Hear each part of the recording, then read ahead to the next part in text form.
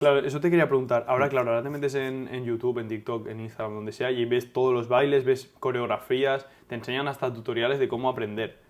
Pero en esa época, ¿cómo lo hacíais? Claro, en esa época la única forma de aprender era ir donde la gente bailaba y ya para eso tienes que tener mucho valor porque piensa que el breaking estaba rodeado de la cultura hip hop, muy de calle, muy de barrios más complicados, ¿no? Y claro, y llegar ahí y meterte en una zona que no sabes la gente cómo es, cómo no es, a la gente le da miedo.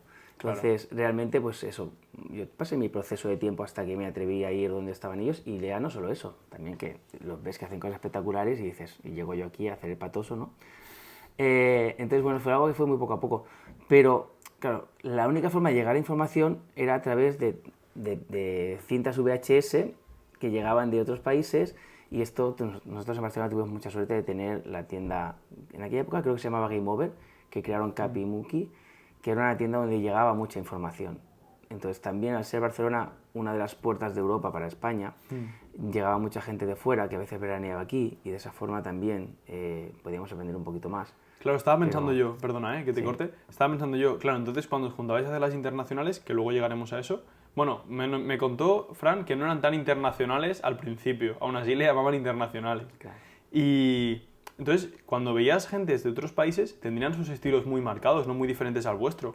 Y Y claro, completamente diferente, sí. ahora ya se ha homogenizado todo mucho, porque puedes aprender de los franceses, de los coreanos, que me dijo que estaban muy fuertes Sí. últimamente. Pero antes tenía que ser increíble, ¿no? Juntarte y ver cómo bailando lo mismo, bailabais tan diferente. Claro, antes había mucho estilo personal, pero porque había mucha falta de información. Es decir, ahora hay unas bases, ahora hay movimientos que se llaman six steps, nosotros en esa época le llamábamos potros.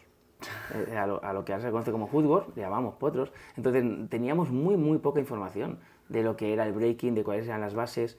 Entonces, pero no nosotros, en el mundo entero, porque no existía internet. No teníamos YouTube, no teníamos tutoriales, no teníamos la facilidad de contactar con alguien de Nueva York, de los pioneros, y que nos explicaran qué ocurría. Cuando esto empezó a ocurrir, empezó a llegar la información. Y ahí cambió el breaking, porque empezamos todos a entender, vale, lo que estaba haciendo no tiene sentido, hay que hacerlo de esta manera, de esta otra. Pero al mismo tiempo se perdió mucha personalidad. ¿Tú Todo el mundo sientes que alrededor. perdiste mucho o al revés, ganaste más una vez pudiste ver más breaking? Yo estoy muy feliz porque yo he podido vivir varias épocas. He podido vivir la época en la que había un desconocimiento total y había mucha personalidad y eso me marcó mi estilo, pero luego también me encantó entender qué es el breaking, entender las bases y poder aprender movimientos de gente pionera que luego bueno, te hacen tener ese carácter del b-boy, ¿no? Y esa estética y esa esencia que tiene el breaking. Y bueno, entonces ya entras en Adictos, entonces bien, empiezas a ir a tus competiciones. Bueno, nos contó que primero había nacionales, Sí. pero que claro, al no haber tanta gente, claro, no sé en qué punto entras tú, porque claro, él estuvo desde el principio, Frank, que me contó. Sí. Entonces, al no haber tantas nacionales, enviaban vídeos de cómo bailaban ellos y así directamente llegaban a las internacionales. ¿Tú estabas en ese punto? No, yo cuando ya entré, ellos ya les estaban invitando bastante a competiciones. ¿Pero habían competiciones aquí o en Barcelona o Sí, nacionales? sí, sí.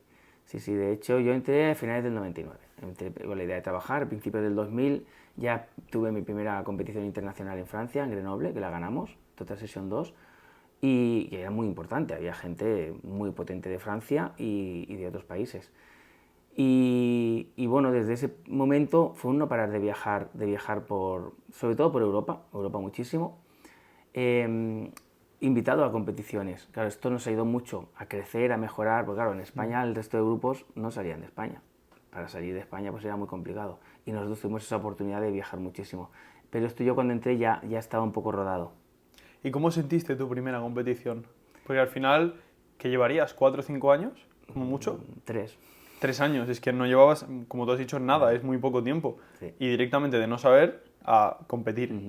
Bueno, mi primera competición fue en el 99 y competí antes de estar en Adictos, pero lo hice a nivel nacional. Lo hice en la que era la Lunatic Jam, que era como el campeonato de España. Se considera el campeonato de España porque era el más potente que había, venía gente de toda España.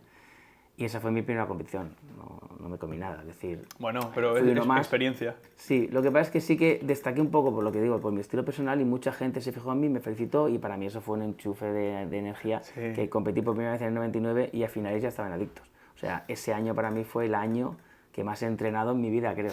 Bueno, era todos los días, todas las horas, es que no había más.